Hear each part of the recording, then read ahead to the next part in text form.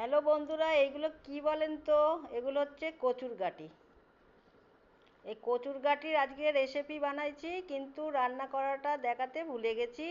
এখন কি কি করে রান্না করেছি সেইটাই বলবো। এটাকে প্রথমে সিদ্ধ করে নিয়েছি, নিয়ে এর ছিলকা ছাড়িয়ে সিদ্ধ করেছি। করার পরে এটা রাখছি, তারপর সর্ষে পিষে, শুকনো সর্ষে পিষেছি, পেঁয়াজ ভাজছি কড়াই তেল দিয়ে। টমেটোটাও সিদ্ধ করে নিয়েছি, কাঁচা টমেটোই হোক আর বেশি লাল টমেটোই হোক, যে কোনো একটা টমেটো হলেই হবে। সিদ্ধ করেছি, করার পরে শুকনো লঙ্কা ভাজছি, পেঁয়াজ ভাজছি। তারপরে এই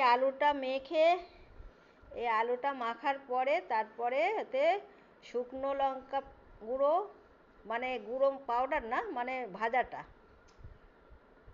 আর পেঁয়াজ ভাজা,